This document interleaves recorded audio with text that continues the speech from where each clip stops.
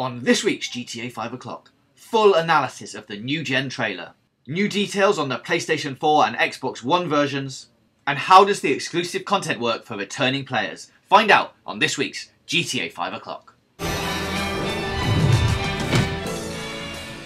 Hello and welcome to this week's GTA 5 o'clock. I am your host James Jarvis, and joining me as ever is Dan Dawkins. Hello. Hello Dan, and happy birthday GTA 5. Today, exactly today, the game came out 1 year ago. It is now one on PlayStation 3 and Xbox 360. So, woo! Party times. Happy birthday to you. We're blowing out a cake. We're blowing out a cake, metaphorically, or even a cake. Alright, so I was away last week, Dan, but I don't think anything happened, did it? No, quiet week. Very quiet week. Wait there. Hold up. Only the announcement of the release date of GTA 5 on next gen. Oh, is that all? That's all. Oh, good. Okay. And a trailer. And a new trailer and new screens. Lots of stuff then. We had a cake in the office. An office cake? Yeah. Oh, man. Alright, well, I think we had a little trailer analysis when the trailer came out on Friday. Obviously, Dan was here on his own. Yeah, can I just apologise? The trailer was billed as an analysis on the thumbnail you saw on YouTube.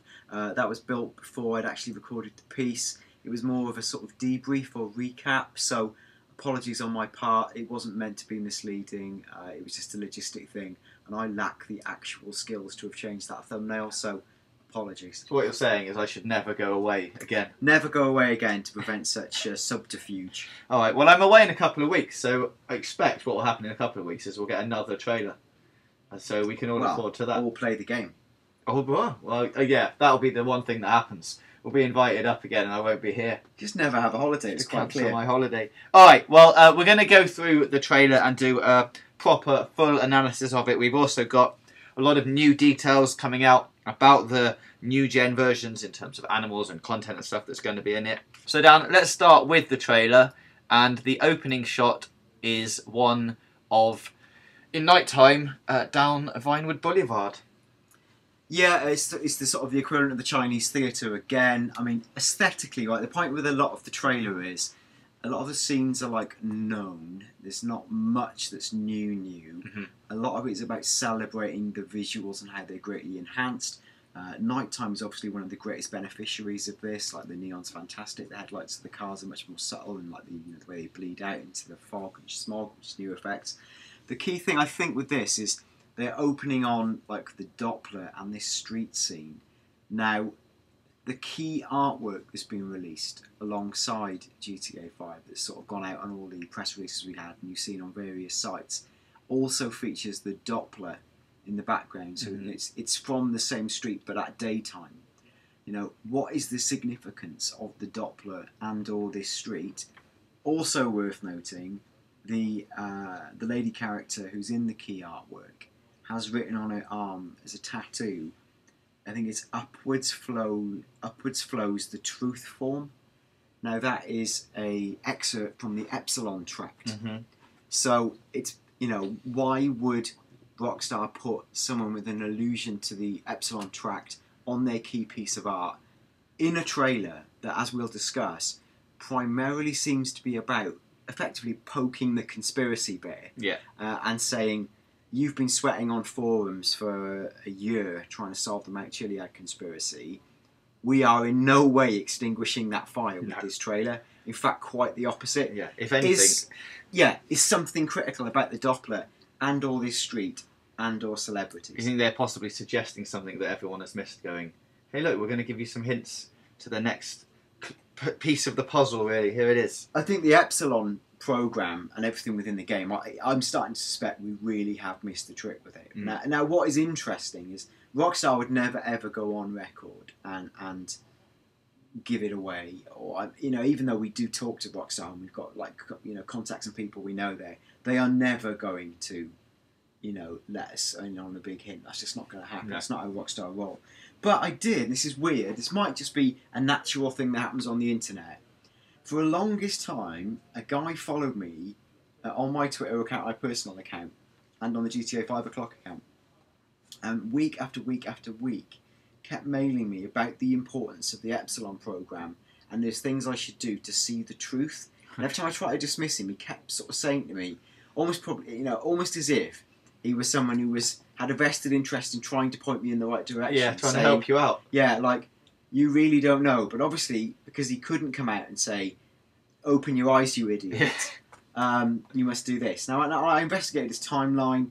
He almost exclusively spoke about the Epsilon program. But before GTA 5 came out, he did seem to be a human being who existed, who talked about a few other things involving rap music. Right. But the intensity of his posts did read like a genuine cultist, which was sort of the interesting parody style thing Rockstar might do. I'll dig out some of those tweets if I can. Yeah. But they stopped after a while. Maybe when he thought, I'm banging against a brick wall with this idiot. I can't help Dawkins. Yeah, now, I don't know, and it could just be a genuine, amusing fruitcake who decided to do this, but it was persistent and throughout. There seemed to be this thing of sort of pointing me towards the Epsilon program, the different parts of it, and I guess for just different reasons I haven't been able to investigate that as deep as I would like, while the world was looking at it. I just fear we've missed the trick with that. Yeah, so now they've had to go out and create a trailer all about it to try and refocus your attention back on the Epsilon stuff.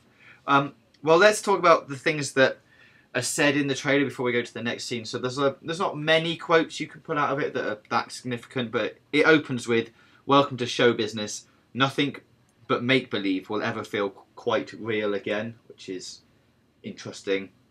Yeah. I mean, I guess that works on the level of, this guy works in Hollywood. Is it drawing a link between... I wonder, there's a hint in the trailer that essentially celebrities... you see the old couple who are obsessed with celebrities, right? And they say celebrities aren't like normal people, but exactly they say. Now, I wonder if that's not just because they hold celebrities in such reverence that, they treat them like a different person. I wonder if it's a hint at the conspiracy. And then we know that some of the celebrities are in on the Epsilon program. Yeah. We've got hints towards aliens. I just wonder if there's some sort of hint that, the celebrities in this game are literally from another planet, or there's something else we don't know about. And we know the actor Jimmy Boston is part of the Epsilon program.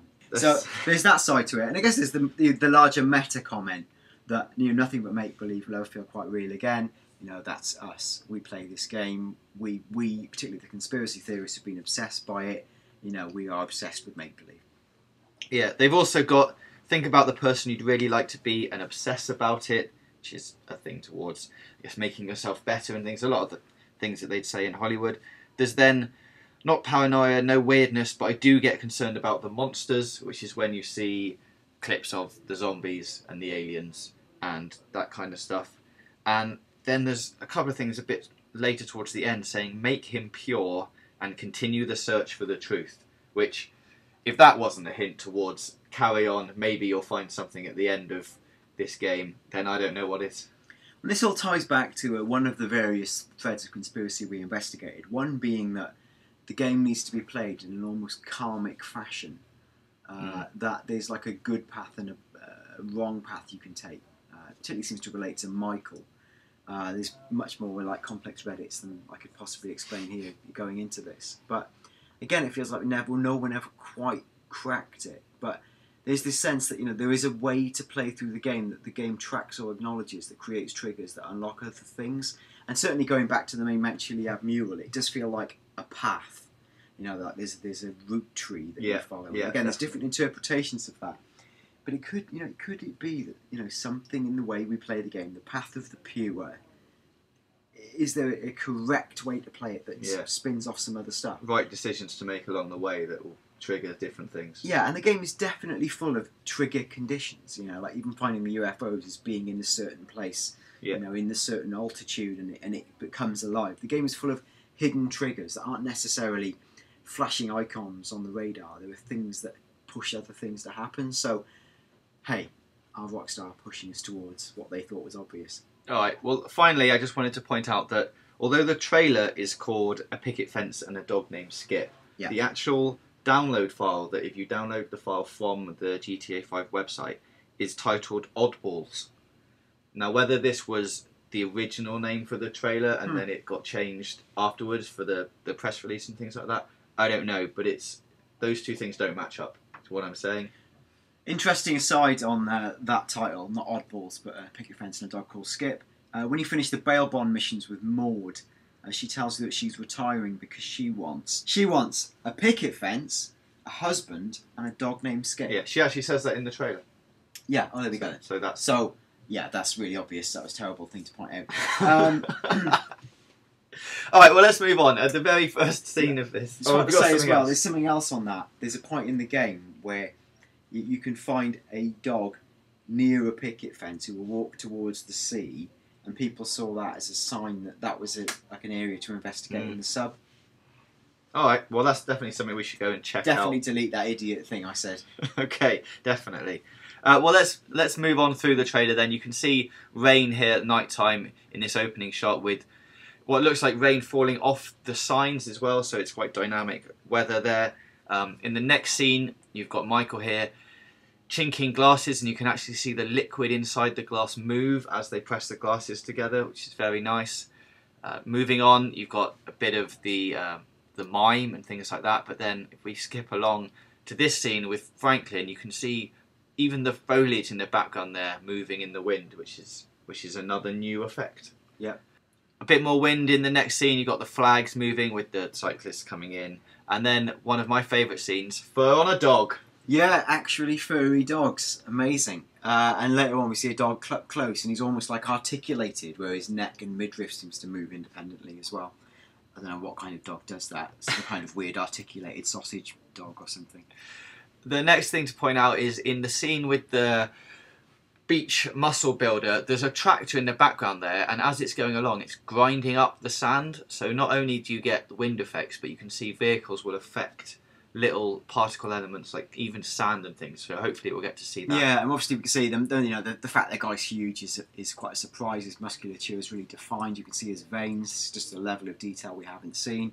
I wonder why they're adding this level of detail. Are they like reintroducing the bodybuilding aspect as a sort of side or mini game? Who knows? You know, it could just be showing off the graphics. Interesting point on the sort of debris skipping up, because we'll see that again when they're running in just a minute. Yeah, and also we can see in this scene things that we haven't seen before are surfboards or bodyboards, and maybe like a rubber ring or a dinghy in the background there as well. Could be a hint to more things, activities on the beach that we might get to do as well. Oh, a tubing inspired minigame. Look it up, kids. Look it up. The next scene with Michael and Tracy on the speedophile is from the Daddy's Little Girl mission, I think, when he goes and rescues her off the boat. Yeah, it's just saying, look at our new reworked water spray. Yeah. It's nice. And Trevor in his pants. Now, the one interesting thing in this scene is the guy on the right here, you can see, is actually wearing a wetsuit. So we haven't seen them in the current gen versions, so we might get a couple of new outfits as well, like wetsuits for go diving in and stuff like that. Oh, wetsuit's confirmed. Yeah. Obviously you do get a wetsuit when you go scuba diving, but not wearing out to wander around in, I don't think. If we skip past the aliens and the zombies onto the... zombie, some people have said, oh my god, zombies. As you know, most people have said, it's an actor. Yeah. Like in the game, it's an actor, there's not zombies. But again, I think that's deliberate trolling on Rockstar's part to say zombies, question mark, because everyone was rabid for a zombie DLC, exactly. Unintended. Yeah. And here is the stones moving that you can see as they run into the water. You can see the water splashing and stones being kicked up by them, obviously doing a triathlon. Also note the undersoles of the trainers with full detailing. Very nice. Another great shot here of an actual whale, an orca, or a killer whale as we'd like to call it, brand new for this new gen version of GTA 5. Whether you can actually kill them and get them out of the sea, yet to be seen. But James gets to live out his Free Willy fantasies at last. Making him jump. Yeah, jump Free Willy. Oh, Free Willy. Worth noting as well, in the water, the light source above the water, you can see the effect it's having in the rays of light that are diffracting through the water underneath. I think that's quite nice. Okay, we see Maud talking about her bail bonds and her picket fence. And you can actually see light reflecting on the glass bottle there, which is like an incredible bit of detail. Yeah, and illuminating her face. And again, you know, a lot of this lighting now is kind of real time and it's not pre-baked. And we spoke about it earlier, but you can definitely see here the detail of the tattoos that you can get on certain characters. You said in the artwork there's special ones. Whether that will play more of a significance this time is yet to be seen. And then we've got the Ultraist camp and some clowns, which is from one of the same missions that Michael does when aliens appear, but this is the clown version. Now again, to repeat, the things they're showing us are zombies, aliens, the Altruist camp. We're seeing Epsilon, you know. It's the weird stuff, isn't it? It's all the weirdy, beardy stuff that probably you may have only encountered the fringes of if you played the main mission. And we'll talk about that more in a moment. Now, in this scene, we've got the Space Ranger, and you can actually see in the middle of there's a man holding a map of Los Santos. So he's obviously a tourist, but that's another thing that we haven't seen before, people looking at maps and going around. Maybe it will show us where to go. Well, Republican Space Ranger, we're back outside the equivalent of the Chinese theatre. This is next to the Doppler. Why keep showing us this location? Also, you know, Peds holding their phone aloft. Is that a hint? Who knows? Or is it just, you know, the thing they do? Now we've got Franklin here speaking to a dog that is not Chop. So whether there's going to be an opportunity to, I don't want to say trade Chop in for a different dog, but he definitely seems to be friends with Franklin, or there definitely seems to be some interaction. High fives him. He does high five him. High fiving dog. Yeah. So you know whether you can upgrade Chop to a different dog, that'd be nice. I might run a kennels. Yeah. Some kind of furry philanthropist. There you go. There we are. Oh my god. Oh, it's all right. We're nearly there. Here's a monkey with an amazing beard. We'll come back to this shot and a few others later. We're going to do some comparisons and show you what the monkey used to be like, and what he looks like now. And then finally, I think it's worth mentioning Omega and his relevance to the truth and the Epsilon program and the alien UFO parts and all of that. So here he is. This happens right at the end of the game, so you have to have gone through it. You have to know the significance of this. This is the bit where you get the space docker once you've delivered all the bits. I think it's amazing that they're using the space docker in this trailer when previously it was one of the exciting hidden treats for play through the game. Now they're openly using it to say, look, it's the space docker.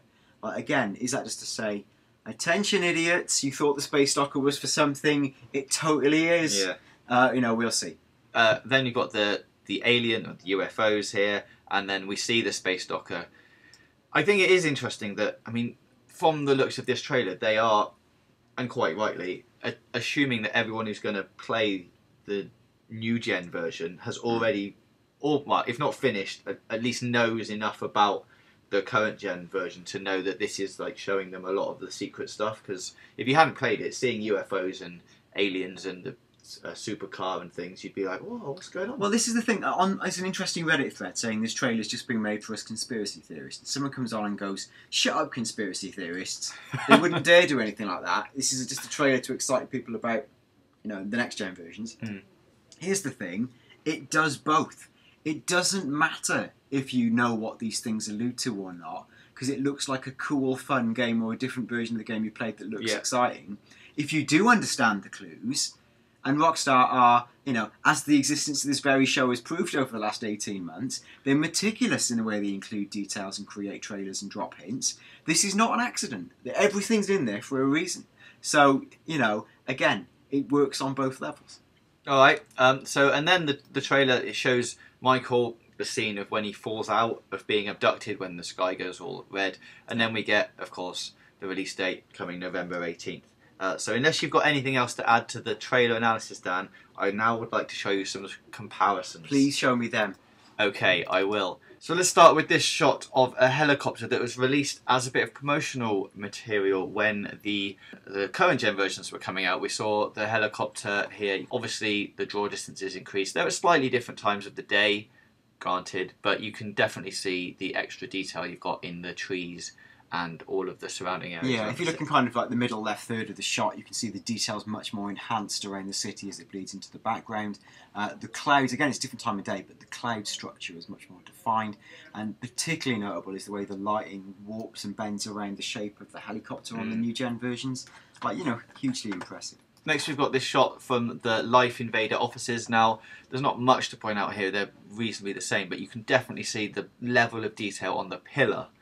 It's got like dimples on it and things, and again, the lighting is better. It's got like I presume real-time shadow casting. You can see the guy's shadow outline reflecting off the shiny pillar. Otherwise, broadly as is. Now here's the monkey. Here he is in the PS3 version. just a regular monkey there hanging out. And if you look at the PS4 version, what? Oh, he's got a giant beard. He looks much more furious, and he's grown a beard. Yeah. So like that's it. That's the next gen bearded difference. Angry monkeys. Yeah. Now this is a great shot of the mountains here. You can see the difference between the two.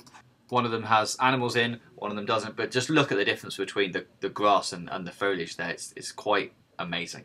Yeah, and like old school stones look much more bland than the new school subtle stones. And without saying, the foliage obviously is a completely different world.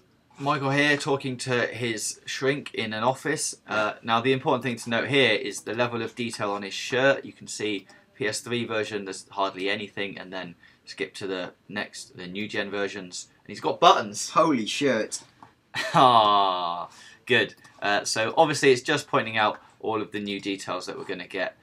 Here you can see Trev. Now this will show you the difference in the character models here. You've got Trevor on the PS3 or the current gen, and then if we skip to the next gen version, he's got different clothes on obviously, but you can definitely all see the wrinkles in his face, and just this, like, the skin textures seem a lot better. Character models are greatly improved.